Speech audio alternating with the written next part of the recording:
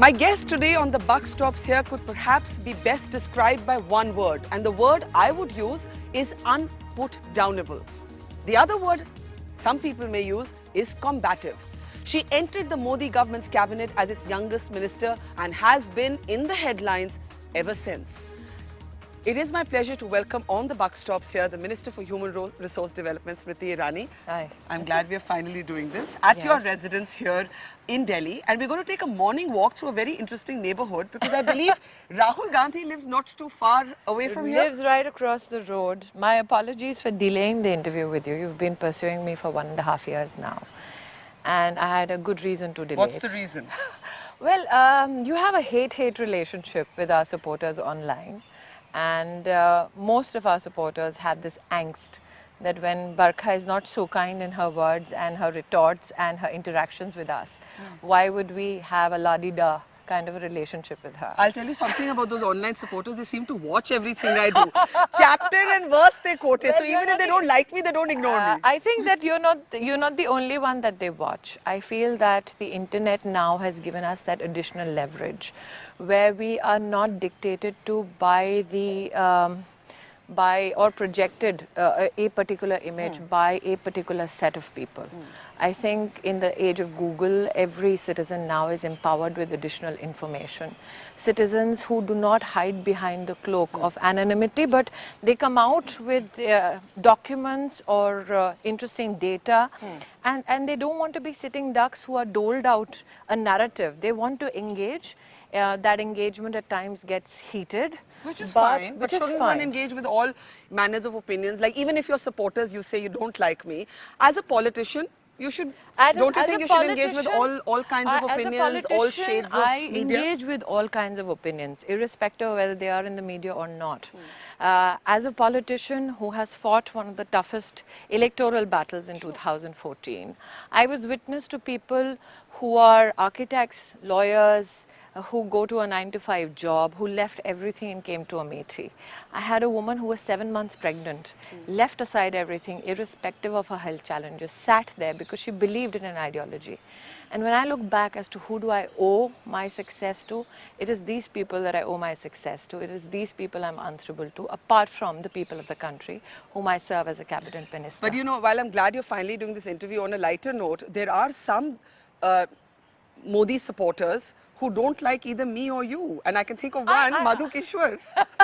So you see, we have more in common than you know. Well, I don't know whether that is a compliment or not. No, but it's just a joke. It's just a joke. I can only say this much, that the dissent that we see, irrespective of which ideology you belong to, is the very bedrock of a democracy. To say a democracy prospers only if one set of voices is heard would be untrue. I have seen dissent, I have as a woman seen objectification, and I have let a lot of things come in my stride. Because I feel that if it is a democratic right of an individual to speak against me, then that individual doesn't need my prior approval to say what they feel, even if it is venomous or scandalous about me. Were you taken aback by Madhu Kishwar's very, very scathing, almost personal criticism of you? She seemed to resent the fact that you were given this ministry. Some people joke that maybe she thought she would get the ministry. No, I don't use this platform even today.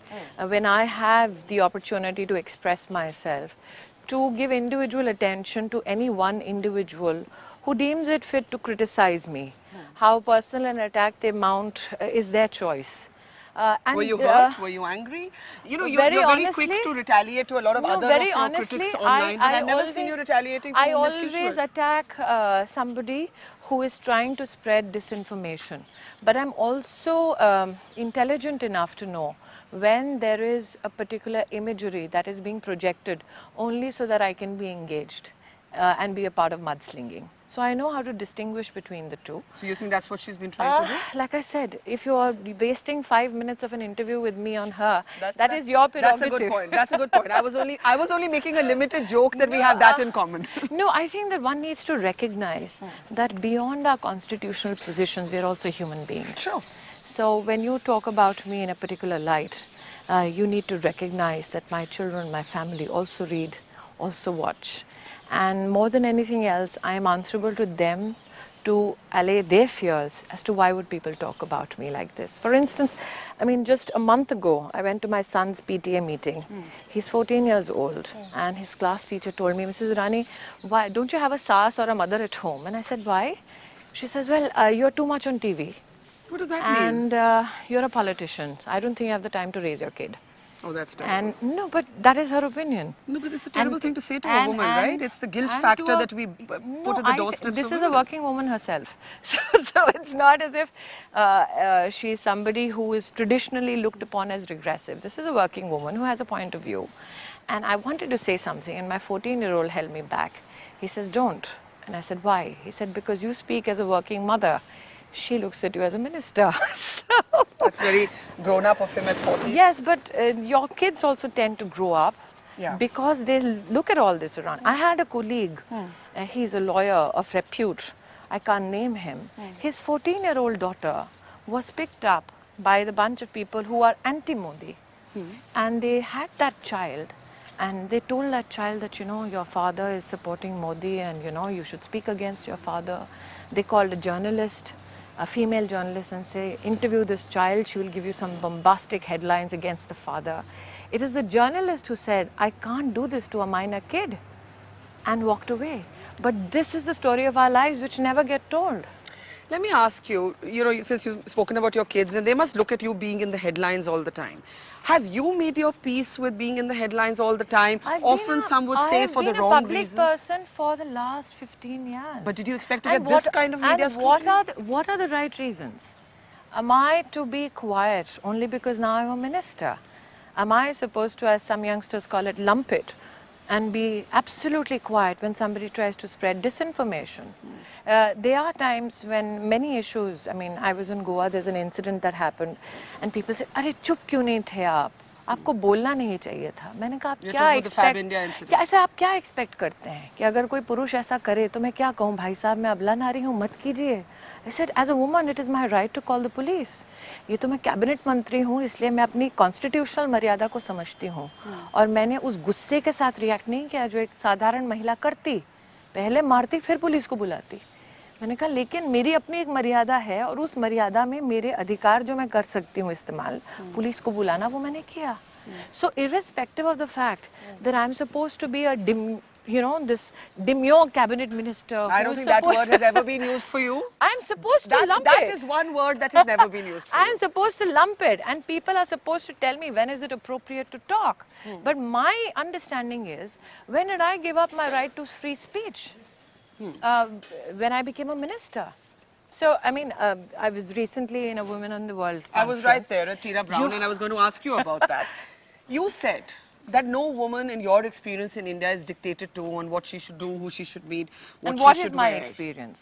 My experience when people talk about me, and I've said this and I've not hidden it, I am from a Swayam Sevak's family. Yeah. The imagery of a Swayam Sevak's family or a Sangh Parivar is that women are suppressed, that they are regressive, they are dictated to by men. My personal experience with not only my own life, but also those of women who are from the Parivar, has been that we've genuinely never been dictated to. So, and I think that it's a measure of tolerance that I, being a cabinet minister, can sit in an audience and get booed by those people who claim there's no free speech in the country. Additionally, I rather, as an individual, rather be booed than be applauded for demonizing my people. I mean... who are you referring to? Anybody who says that, everybody is regressive, every man in this country is either a chauvinist or a rapist, that is not true of my nation. I personally, as a Hindu woman, what is my experience? I spoke of my experience. I'm raising 2 children in the religion of Zoroastrianism. Any Parsi, ask them what Ashem Vahu and Yathau where you are. They are Parsi prayers from the Avesta. I am the one who taught it to my kids. But you're not just speaking as a minister for yourself and for I your own experience, right? That was my own experience. But Khap Panchayats, college diktats on dress code, sexual violence, women today who get abused still told it's your fault that you were out at that time. This is not a challenge which is contained only to India. There is a rape, abuse, incest national network in the US which says that the number of reported sexual assault cases is around 293,000 in the US. In India, your National Crime Records Bureau shows that the number of reported assaults is 36,000 thereabouts. UN Women says that at least 50% of cases all across the world go unreported, which means that this challenge about a woman's sexuality, or for that matter, a woman's right to express what she seriously feels, is not only a challenge that our nation or our society faces. I mean, NDTV carried a report where the Fed chair, Janet Yellen, was written to by an American male politician that if you don't know how to, work your offices, sit with your Nobel laureate economic professor husband. No, I agree the gender is a universal question. It's not an India-specific one. I believe No, that so too. why is it that But when you say that women are not dictated to, you're speaking for all women. Experience. I said it's my experience. How did you react to the booing? I didn't. How did you feel inside when you were jeered at for those comments? No, I said very openly, if you have a problem, tell me if I need to engage with somebody. I can reach out to any woman who says that she has a problem and needs somebody to engage with somebody in society or within her own. You are aware that women do face these challenges every day, but and you're presenting a portrait where women don't. I said my experience. And your personal experience. My personal experience, not only with my life, but that of other women that I have known, is different. Isn't your experience rare? No. No. Women all around, when we open the newspapers, no, women we know, did anybody, let's presume I talk about my experience with you. Now, who tells Barkha Dutt what to dress? How to dress? Nobody. But I recognize that I come perhaps from a background of privilege, that I'm rare. Don't. I come from an unusually liberal family. My parents never pressured me. I don't come from an elite family. I come from a Sangh Parivar Swayam Sevak family. Our Khap Panchayats are 2 hours from Delhi. Is there a Khap Panchayat in a US academic institution which says women are not to wear provocative? Gender discrimination is universal. That's what I'm saying. It is so universal. Everywhere there is a challenge. Is there a Taliban or a Khap Panchayat in the US telling women you should wear this and you should not wear that? So why only say that only we have an Indian problem? You have an international problem in terms of discourse, in terms of engagement. You can't wish it away. So when you look back at those statements you made at the Women in the World Summit, I spoke of my experience and I stand by my experience. Stand by that. You don't think you could have articulated that a little bit differently? No, Barkha, articulation cannot depend on the, like I said, prior approval or for that matter, a guarantee of embracement by others. Free speech is about I having as much a right to speak as somebody else from another ideology, or for that matter, no ideology at all. But you know, when you... Why would I be told that why don't you speak the correct things? That is curbing of freedom of expression or speech. The fact that I can speak freely, get booed, and still look at the eyes of that particular audience, which is distinct from others that I meet. And I said, well, if you have a problem, tell me, I'm willing to reach out and help. There was, there was a little bit of disconcerting noises that, domestic violence to shehron mein nahi hota. People were upset that this only happens in the dusty bylanes of some village. That is not true. That's not People true. Forget, there was I remember a Baman Irani ad where there was a Ghanti Bajao ad. That if you hear Ghanti, koi gaon mein nahi baja raha hai, sheher mein baja raha hai. So you can't wish it away. That's the point. People thought you were wishing it away. I was not. I was giving facts right there. But tell they me. want to be subjective and selective about the facts that they choose and pick. But tell me, when a Sakshi Maharaj speaks of Hindu women needing to produce 5 children, I mean, isn't that a kind of dictating to women what they should do? As a Swayam Sevak, Sarsanga Chalak Mohan Bhagwat ji has said that is not a correct statement to make. There is a congressman in Kerala who says every woman in the Congress party has to compromise to get a ticket. Yeah, the sexism is not particular to one country, one city, one party. Why is it that an outrage is made only for a selective few and not for everybody? I have been in Parliament. You have been at the receiving end of sexism, Smriti, by Sharad Yadav, and we all stood up as women, at least I did, and condemned it outright. I have it every day, even in my working life. You know, there's an IIT professor. There was an IIT Women's Alumni Meet. I'm the council chairperson of IITs. And I always ask organizations that when you want to call me, make sure there's a unanimity of view that you want to engage with me in terms of me giving a lecture there. I have an email, which I have showed you before this interview, where the guy says, well, otherwise she's brain dead, but her appearance will make it interesting. And I've had that mail for a good 10 months now. Did you respond to it? No. What is the most sexist thing you've ever heard said to you about you? Barkha, I do not confine myself to the negativity that comes my way. But still, because as a woman in public life, if that was my way of functioning, I would have been submerged in the negativity and would have never managed to stand up, respond, and focus on my work.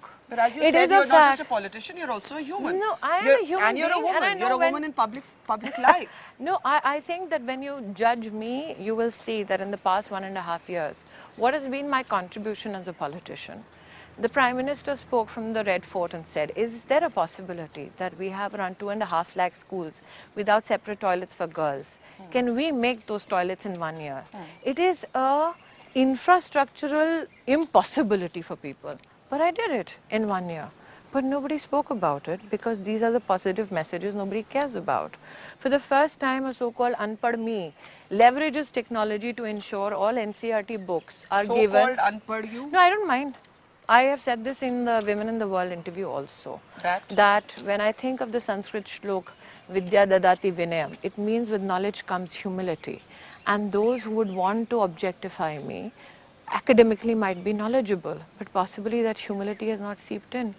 So that means that knowledge is not working wonders. Okay, you've mentioned the IIT professor. And Yes. IIT professor takes me to some of the central controversies that have, dogged you vis-a-vis your ministry. Yeah. Let's start with Anil Kakotkar. Yes. Let's start with Anil Kakotkar. Though I've never spoken about it. Well, I hope you'll be speaking about it for the first time today.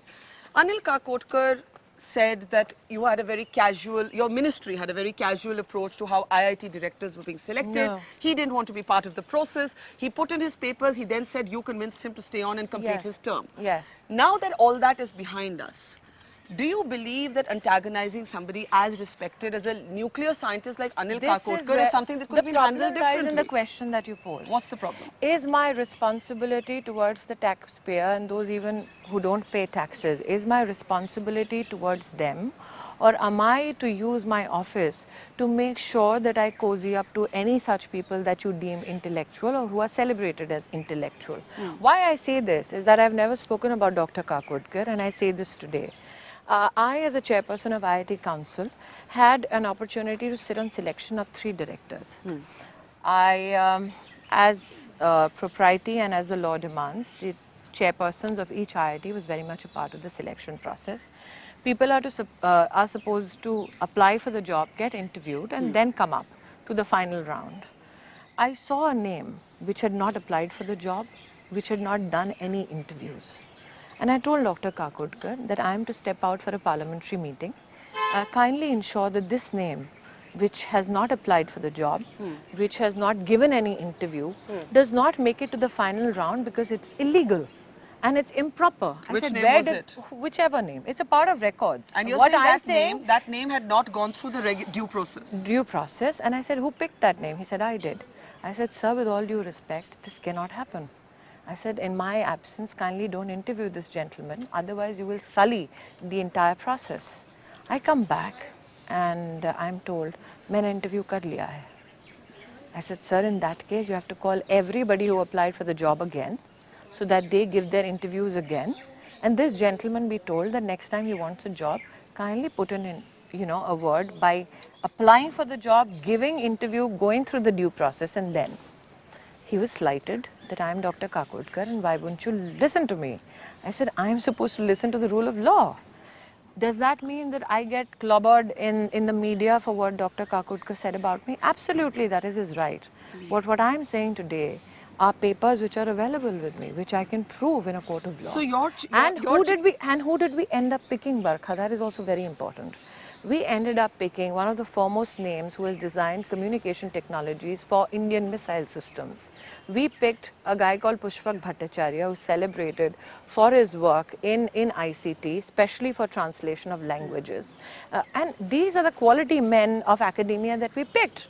But the story got totally overshadowed by Dr. Kakotkar, who was visibly upset. Why? Because an upstart of a minister said, follow the law. So your charge... Eminence does not give you the right in any fashion to break the law. And you're saying Dr. Kakotkar was I'm trying not to making break the law? I am not trying to Bend the rules? Bend the rules? Whatever. I have given you a factual recount of the story. my request is, eminence in no way gives you an opportunity or a handle to break the law.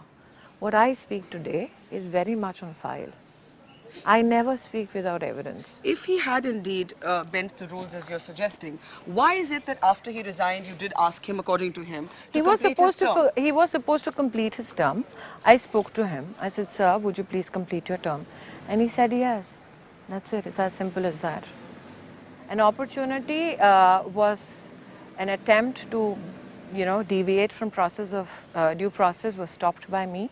But I was pragmatic enough to say that you are in a leadership role. Would you like to fulfill your obligations to the institution? He said yes. So you're saying Dr. Kakodkar was pushing his This own is candidate. Please you understand, intervened, and that's please why understand, he's this angry is not with you? an interview about Dr. Kakodkar or Madhukeshwar. It's an interview about me. It's one of your And decisions that we're discussing. It is one of my decisions which is there on paper.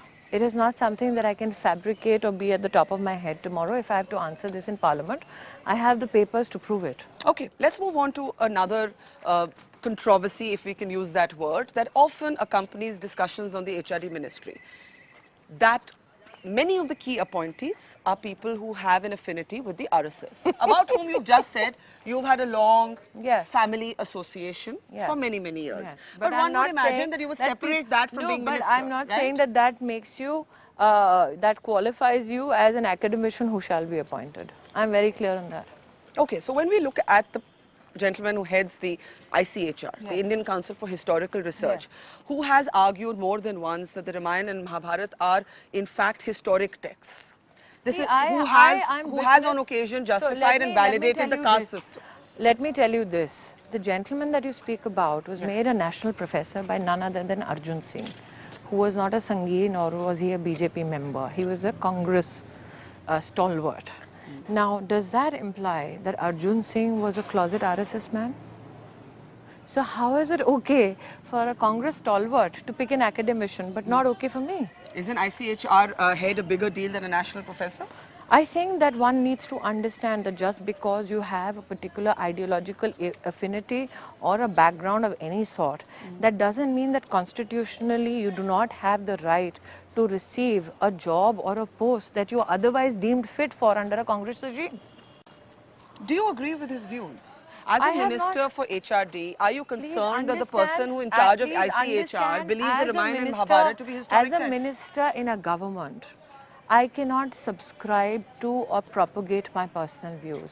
I'm in a constitutional position where people who are appointed for their responsibilities have the right to speak what they feel is academically within the realm of their responsibility. But there must have been some basis to appoint him. If you start asking me about my personal views about a lot of things, possibly that will mean that I'm unfit to be in this constitutional position where I have to take every voice along. So as much as I support an IIT professor who talks about my appearance, makes sexual innuendos and objectifies me, and I don't respond to it. Nobody supports that. Similarly, I don't respond to anybody else because my constitutional position is to guarantee that everybody who works within an institution of academic repute has a right to their view as long as they administer the institution well. But there must have been a professional basis to make that appointment, right? ICHR appointments are made when a panel comes of academicians that they deem fit and they ask the government to pick a name. So whoever made that charge possibly doesn't know about that due process. Were you part of that process? No, you have to be equidistant. So when you're given a panel, you just apply one name and you say, fine, I accept your panel. You do not say, I don't accept, or for that matter, can you think of another name? That is what happens in all appointments. But why is there a perception that it's only after this government has come to power that somebody like Dinanath Batra gets to have as much of a say in the education policy as he does? No, he doesn't have a say in my ministry, I'm sorry. Look at the headlines from 2 days ago. No, Haryana, that is a not, BJP government. Please understand. He's now going to be on a panel advising them on education. Please understand, that is a democratically elected state government. Yes. Am I to say that I will usurp the powers of a democratically elected state government just because I don't agree with it or I don't endorse it, or for that matter I want to propagate it? My responsibility as a cabinet minister is to be equidistant. Karnataka, for instance, wanted primary education in the mother tongue. and had an assembly which unanimously passed such a resolution. There is no saffron government in Karnataka. It is the right of that assembly to pass a law as they deem fit. Whether that upholds the scrutiny of law in the Supreme Court, which turned it down, is the right of the Supreme Court. But as a minister, I am equidistant from all of them, because this is a concurrent subject which binds me from not going beyond a constitutional maryada. But you know, when you look at Dinanath Batra's textbooks, which were part of supplementary books in Gujarat, Again, one needs to understand, curriculum falls within the realm of the state. Teacher appointments, teacher transfers fall within the realm of the state. Does not fall within the jurisdiction of the central government. We might set a constitutional standard and law for the entire nation, but we cannot usurp the powers of a state government and tell them how to function. Smriti, you're a parent. Would you want your kids to be reading books in which it is suggested that if you blow out candles on a cake on your birthday, it is something wrong to do because it's Western? Teaching to my Would you want your kids to read books written by Dinanath I'll tell you Batra? as a parent, since Yes. you're asking Yes. me. I have a child in the 9th standard and the 7th standard. I am teaching my child 7th standard civics. What is it written in the 7th standard civics? That this country is so unequal that the poor have no rights. That is there in the civics books. So Is that true? So that's ridiculous. Secondly, right. So my son in his history book gets to learn that Lokmanya Tilak is an extremist.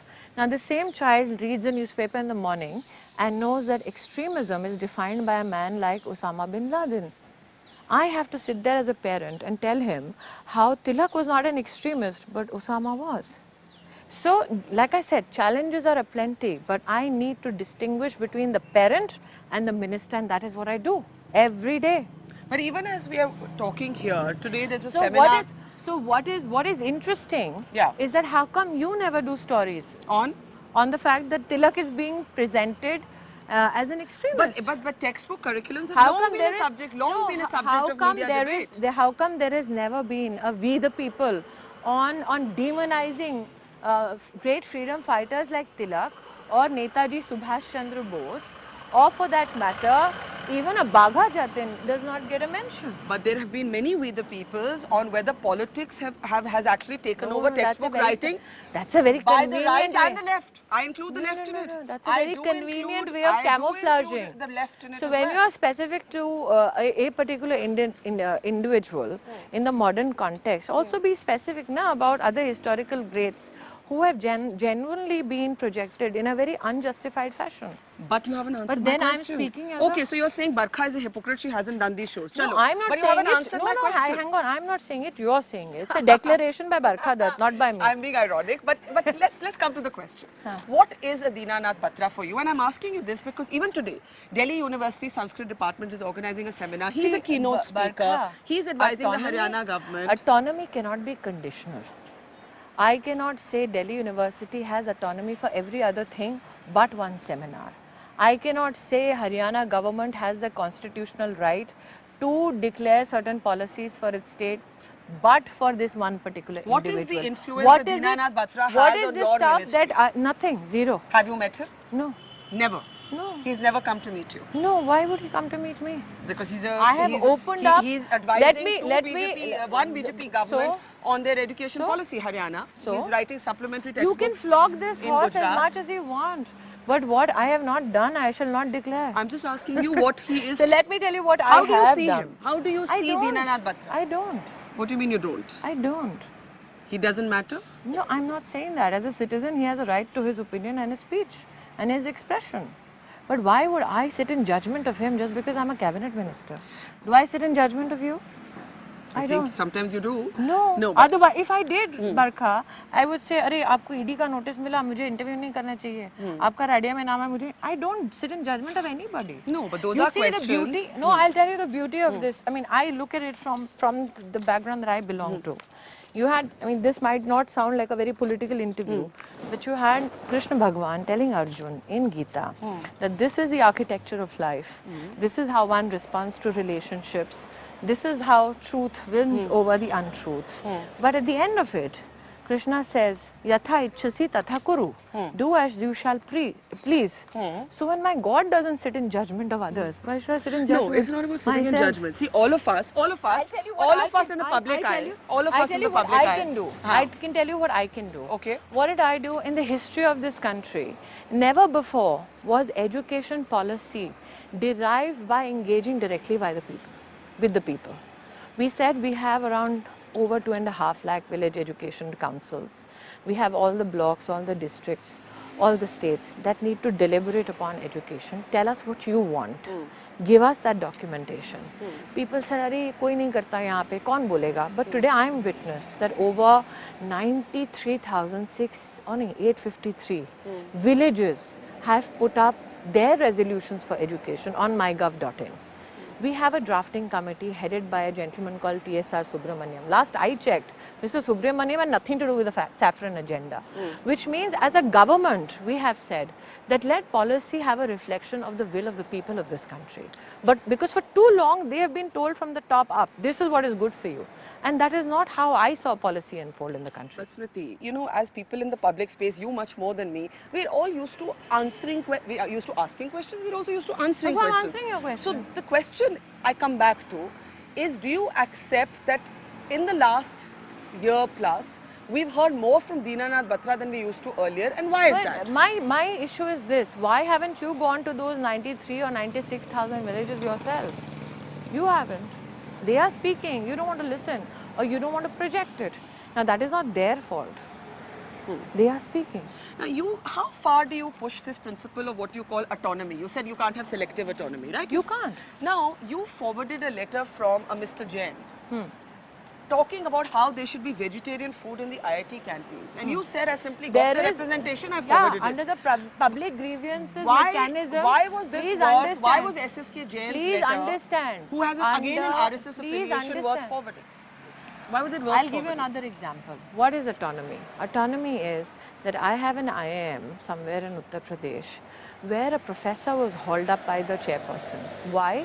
Because I also didn't know this. Mohanji had gone to his house to eat lunch. And that professor was asked, how dare you feed lunch to Mohan Bhagwat? Now, I am respective of that autonomy of that institution, not to tell that chairperson that it's none of your business who comes to eat in whose house. Your authority rests with only seeing how a professor works within a given institution and not what ideology a professor might or might not have. There are many people who are working in IITs, IIMs today, central universities, who were picked by my predecessors. But now, you know, surprisingly, Pallam Raju's OSD is today a joint secretary in HRD. Suresh Pachori's wife was one of the directors, and I had a very good working relationship with her for over 1 year. I'm not in a position where I sit there and say that just because you don't believe in my ideology or my polity, you shall be persecuted. I'm just trying to understand the logic behind so tell me how come forwarding a grievance on vegetarian food in the can't the IITs decide for themselves? That is what the decision was, that this is not our subject. Whose subject is it? Kindly please forward it to them. It's their decision, not ours. There is a difference between saying, do this, and saying, this is a communication we have received which is not within our jurisdiction. It is your jurisdiction, please decide as you deem fit. How is that trampling of free speech or association, or for that matter any ideology? That is saying you have the academic administrative autonomy to take your decisions.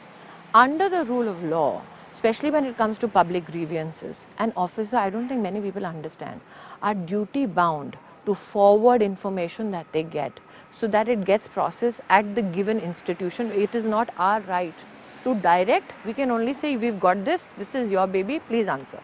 The question is, why would you, as an HRD minister... So are you saying that I need to sit and sort my mail out? Oh, acha, so this guy was voting for BJP, so let me not forward his but mail. some mail may not be worth forwarding, No, but that is not be for, silly. Please understand, that is not for me to judge. You shouldn't apply a filter of the mind? Please understand, can you imagine a filter that I would start applying as per the perception ideologically on citizens' right to speak Did you and agree with demand his letter? answer? Did you agree with I his didn't even letter? see the letter because it's not my job to sit there and filter letters on the basis of ideology. Okay, let me move on to the next question. The question is this. The question is, why you know, you've spoken about Dr. Kakotkar now for the first time in this interview, but the IIMs. This is not about the IIMs. I moved on to the next issue. The IIMs. This is not about the individual. Please understand, this is about the principle. The Indian Institute of Management directors have been extremely worried. Two directors. Two directors. Ahmedabad and Bangalore. Have been worried. Two of our most premier institutions. That their autonomy. But do you know Let me just complete my question, then you can answer. That their autonomy will be compromised if you bring in a new bill. But do you know who they are? You tell me. They are foreign citizens, both of them. They're not Indian citizens? No, they are not. That's what I'm saying. The beauty of, in terms of tolerance of this government is this, that even a foreign citizen can call our free press, wax eloquent about our government and our systems, tell us how our parliament should legislate, and a celebrated journalist like Barkha Dutt gets to ask me that question. But. No, there is no but. No, the but is, why is there a concern? Okay. Why is this new bill important? No, and how do you assure the IIM students, forget the directors, how are you going to assure the IIM students that their independence and autonomy will not be compromised? Please understand, I am the chairperson of the IIT Council. In my 1.5 years, what has happened in the IIT? There has been a launch of a program called Imprint India. What is Imprint India? We have 10 sectors of science and technology from the perception of research. I have personally, and the government has also pushed to ensure that at the launch of this, which was launched by the Honorable Prime Minister, it was his vision, that let's sit down and earmark those sectors where we need to develop new knowledge and increase manpower. We had, I think, an allocation of at least 750 crores in one go, which is the highest ever allocation for research. My question is, did you do a story on it? No, that's a fair question. Because your stories get more mileage. But the nature of news, is that you chase the problem or the controversy, But you please understand that the nature of our politics is that irrespective of the barbs, the criticism, the bashing, we don't deter from our work. Can you assure people who are IIM alumni or who are students in the IIMs that the government is not interested in interfering in the autonomous space? Please understand that the government is not doing a legislative diktat or an executive order. The government for the first time has taken a legislative issue, put it on mygov.in so that people in this country can respond with their ideas about it. That is the expanse of our deliberation. Then the government is going to put it up to a parliament where people from various political ideologies have a say in what the final document or that final law will look like. And this law for the first time will facilitate those students who are studying in an IIM to get a degree. Right now, they don't have a degree. Are you reviewing some clauses? That's what was reported. I was Kiran Majumdar-Shaw, the chairperson of IIM Bangalore met me. She also expressed some concerns. She expressed and she asked me, Smriti, I don't understand visitor. What is visitor? And I told her, Kiran, the visitor means the President of India. So I didn't know that. So we are engaging and discussing and deliberating. And we are crossing a road which is pretty busy. Now we are crossing the road to a very interesting part of the neighborhood, by the way. I should tell our viewers. Down this road is where Rahul Gandhi lives. And I love the ironies of this political neighborhood. No, but I don't think it's an irony. No, it's an I think that this is the healthy outcome of Indian politics. That you have here a celebrated scion of an Indian political family who lives across the lane to a kid who came from nowhere, whose mother was a housekeeper at Taj Mansingh once upon a time. I mean, it's ironical that when we were doing the Women in the World interview, we were doing it at Taj Mansingh. And I was thinking of my mother. Your mom worked there? My mom was a worker there, had to scrub bathrooms and the floors and keep, you know, whatever housekeeping assignments is being given. And I remember the first house I ever got as an MP was right across the road. So I called my mom, I said, guess where I live? She said, where? I said, I live right opposite the Taj. And my mother, I remember the chef was very kind. He would say that, you know, Are ye bacha hai, I'm making a nice club sandwich. Take it back to your kids and, you know, I'm sure they'll love it. So I went to Taj and I ordered that sandwich instead of getting it as a dole from a kind chef. And I told my mom, I said, I paid for it today. But I can't get myself to eat the damn thing. So these are the stories, and the very fact that I get to stay opposite that institution where my mom had worked. I get to live across the road from a gentleman that I had contested against. You're not naming him. His name is Rahul Gandhi. I mean, I don't know why you're so fascinated. No, but I'm not fascinated with anybody. I'm a skeptic about everybody. Let me tell you that about myself. Which is good. But I think that is the beauty of your country. yeah, sure. But that beauty is not often celebrated. But since we are in the lane, as you said, Mr. Gandhi lives across the road from you, and Yeah. we just walked that stretch. And people behind NS security are getting jittery, I think. Well, that's okay. Will we see you? You fought a very hard, tough fight in Amethi. You definitely made the Congress nervous. You had the Prime Minister backing you from the stage. He called you his choti behen. When Priyanka Gandhi raised the question of who is Smriti, he said, I'll tell you, she's my younger sister. Will we see you going back to Amethi in 2019? Why would you wait till 2019? I'm in Amethi every 2 months. No, I mean to contest. I mean to contest. think that one needs to bifurcate and put in perspective 2-3 issues. When you contest because your party so desires, not because you pick a particular seat. That is not how Karyakartas work. I don't know what assignment my party will give me in 2016, let alone 2019. I do not claim this false sense of victory that, oh, the Congress is very nervous. I didn't go there to make anybody nervous or put down anybody individually. I think that fight was a fight between two kinds of ideas which are there in our country. One, where is an individual born in a very, very celebrated family, possibly had never had anything that he would need which would not be served in a platter. And on the other hand was this girl who genuinely did not come from a very privileged background, but who had a whole nation rooting for her. So for me, that is what is memorable about Amethi. How do you see his outburst just a few days ago where he taunted the Prime Minister? He said, "Kahan hai wo 56 inch ki chhati?" He said, "Your chamchas," that's the word he used, "you're using your chamchas to attack me and my family." He was obviously talking about Dr. Swami and the charge that, you know, he said he was his company showed him as a British citizen in the UK papers, which the Congress says is a typo. But we have Rahul Gandhi now saying, "You're attacking me and my family." How do you see that? You know, I find it very interesting. I have a certain style of giving speeches and bhashans. And I don't know if you pick up any tape of mine from Amethi, you will see me speaking in a particular style, if you may want to say that.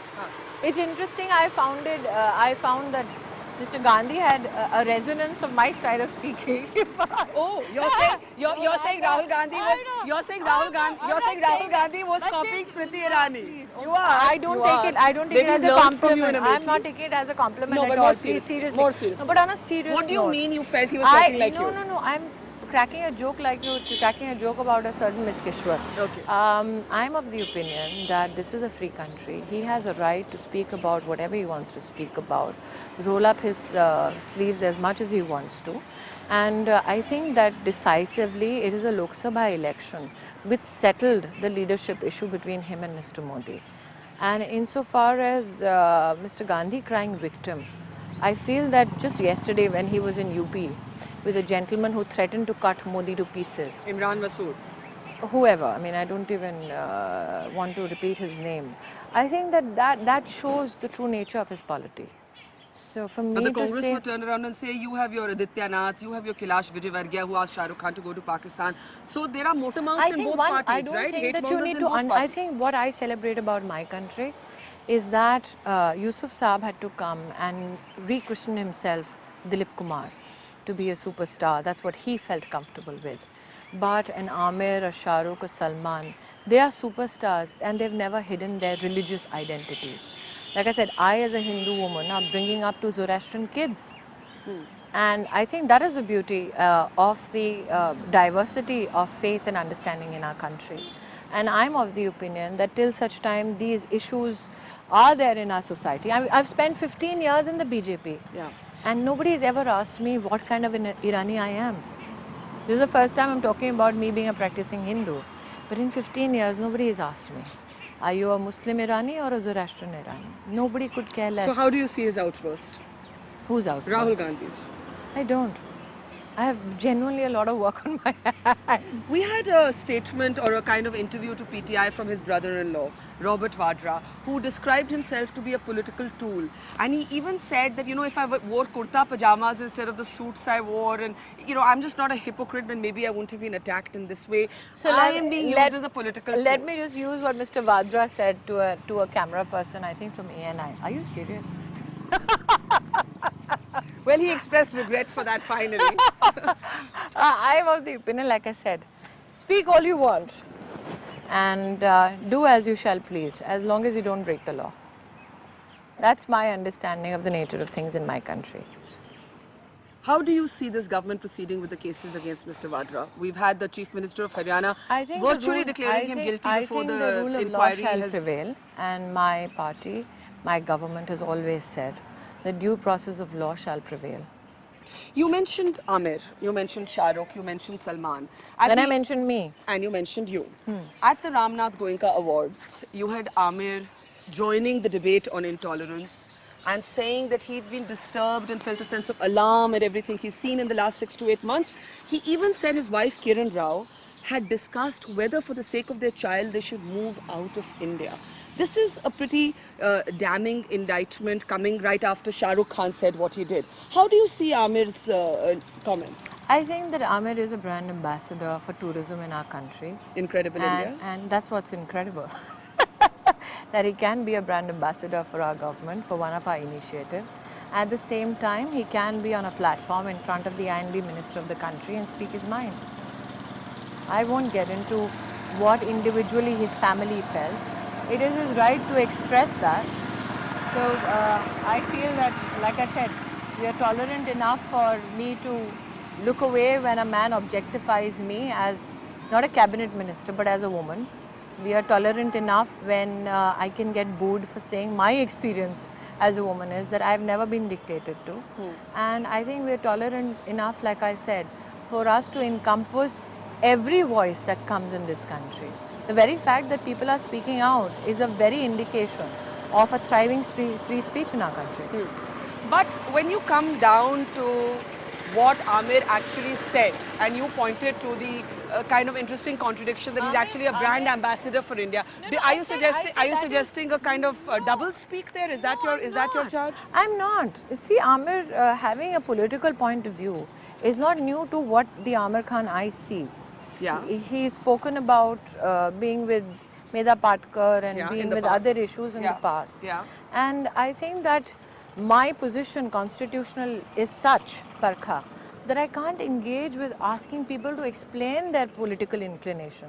That is not my job. It's when I step down from this position that I can speak as an individual, I shall. But you're saying he has a political inclination. You're saying his comments came from a political inclination. No, I have said that he has a political inclination. He has a political thought. And it's his right to have that. I don't go out and ask him to explain what his political inclination is. Did you agree with his comments? Do you feel, as a very, very senior, high-profile face of this government, that you need to pay attention to these voices? The very fact that he was speaking before ministers is a sign that free speech thrives in our country. This spate of artists, authors, returning awards... Remember, I have been an artist. Yes, that's why I asked you this question. Many of these are people you've known. You started with Ekta Kapoor. We remember you even now as Tulsi in a previous avatar. So you're from this fraternity before you were a politician. How do you see the angst in this fraternity I remember that there are people like Tigmanshu Dhulia who says, I don't want to return my award. Sure, there are many people like that. Anupam Kher says that. And I'm of the opinion that, again, I reiterate, I'm in a constitutional position. I do not have the right to air personal views. You've never shied away from doing that. No, but I also am educated, irrespective of the unpad background, enough to understand that I represent a government's voice. And the government is extremely strong on one point, that every citizen has a right to free speech. Every citizen has a right to engage. There are some artists who met the Prime Minister, and the Prime Minister said my door is always open for anybody who wants to have a conversation. Including those returning awards? Including everybody. You know, you said that everybody has the right to free speech, but we saw you in the last 24 hours getting very, very angry on Twitter with a journalist who wrote a story on her beat, your ministry, talking about an increase in the quotas of people who are being admitted in the Kendriya Vidyalayas. Yes. You reacted very angrily. Yeah, because you had to and read she the said, editorial. she said, I have respect for you, ma'am. You didn't give your Please response. understand, Barka. Why were you so? No, Why did I'll tell you jump on her no, literally? I jumped. Or in an online jump. But No. why did you jump on I think one needs to recognize that being a minister at the same time does not mean that you can cast aspersions at the efforts of my government or my ministry for that matter. Did these admissions happen at the beginning of the academic year? These admissions were put before a board and which has representations of the Army, Navy and the Air Force. Our intention was to ensure that members of parliament who genuinely have large constituencies, irrespective of political background, wanted to help poor children and had absolutely no route to facilitate that. They put it up, their request, in writing. We facilitated that. We had, I mean, you're shooting me with the cameraman here. He mustn't be making as much money as you are. I had a boom mic guy who said, I don't have money, but I need my kid to get an admission. That is not a flaw, but that is what the journalist did not put. The editorial view was as though there is something very fishy about But the she fact. said the ministry was asked No, for its please point of view and did not respond. Please understand that we have dealt with this particular journalist before, where we have repeated written records of communicating to their editor that the journalist is deliberately trying to project a wrong story. We have written records of it. Isn't that personal? It is not. It is a professional call. When you misreport and we know of it, it is our responsibility to tell the editor. How is it personal? But there are those who may say, Smriti, you're a minister. You don't need to be And getting into quarrels with individual journalists on Twitter. but Your ministry can issue a statement. You can send a rebuttal. Please understand, I have sent enough rebuttals. I'll show you a bunch of them. So the controversy comes on the first page, the rebuttal comes on the 12th in this much of a box. And the questions you posed to me today were all those front page controversies and not about the small boxes where our rebuttal was printed. My last question to you, it kind of flows from what we're speaking about. Why is everyone talking of Smriti as being a ladaki? Someone who gets into scraps and arguments but that's and quarrels. my question. What would you rather have? A subservient me? That I can't imagine. But Yes, is there a middle ground? That is the compromise I do not wish to reach. Being a minister does not mean I'm subservient, subjugated to somebody else's will. I'm a free-thinking woman who has been given a responsibility, and dare I say, with all sense of humility, I have done well in the past 1.5 years. When you see these reports that some of Smriti's joint secretaries don't want to work with her, she's abrasive, she throws files. You've read the same stories. No, but where am I throwing? There's nothing there. But how many people do I go and explain? So I don't bother. So there was somebody who said, इसने बोला ये मुझे खिड़की से बाहर फेंक देगी. And the irony of it is, मेरे कमरे में कोई खिड़की ही नहीं थी. But how many people do I go and tell कि नहीं ये मेरे बारे में गलत है? Why do they call you abrasive? Because I possibly speak my mind without seeking permission from anybody. Does that include speaking your mind inside your party? Have you sometimes had to pay the price for that inside the BJP? I have spoken my mind everywhere, and my party has been respectful enough to hear my voice. Including about the Prime Minister once in the past. Yes, I am a living example of my Prime Minister's ability to forgive. I am that walking, the previous talking. criticism that you had of him I am after actually the riots, a living example of his ability to forgive, of his tolerance. I attacked him personally. And he was nice enough. He was much senior than me in terms of experience and administration. I was a new kid on the block, and he walked up to me. He said, Smriti, I hope one day you will realize in an administrative position, don't judge people on the basis of media reports. See the work and then form a judgment and come and tell me, ye sahi hai, ye galat. There have been many times where he has said this. Tell me openly your experiences, what you feel in terms of administration. That's why I keep telling people, all those who make this whole Modi Hawa, I am a living example of his tolerance. In the end, any regrets? You said I've done quite well. How would you rate your performance as a minister? As I'm talking about as an individual, I have done well. It's not easy, but I'm 39. I've been at the top of my game in the media business. I have not done so badly in politics as well. That's unheard of. Nobody else might want to look at it, But I understand it, and I thank my God for giving me that opportunity. Are you picked on sometimes because you're a woman? I don't like to play victim. Well, that's one thing you aren't, Smriti Irani. It's a pleasure Thank talking you. to you. I hope it won't be another year and a half before we speak. Depends on the social media Oh, reaction. no, come on. For somebody who said that I don't care about what people say, should your decisions be guided by social media? Please understand. These are the people, like I said. I have one kid called Shilpi Tiwari online. 7 months pregnant. Genuinely a very tough pregnancy. Left everything, came there and sat there to help in Amethi. One, I call him Madcap Bagga, Tejinder Bagga, who everybody in the left wing seems to hate. Bagga never asked me for anything. Quietly came and put up posters supporting me in all the rickshaws of Amethi. No, but I owe them, Barkha. But do you defend the kind of toxicity that you see on Twitter? I owe them.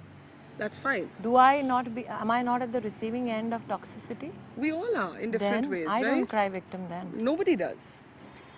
Pleasure again, and we're right outside Rahul Gandhi's house. We walked all the way there. Smriti, you want to holler in or drop in for a cup of chai or something? No, I don't transgress boundaries. So as a constitutional, in my constitutional position, I will not invade privacy and walk into any individual's house. I'll not be that abrasive. Thank you for talking. But my house is always open for tea. Good. That is a good note to go and have a cup of tea. Thank you. Thank you.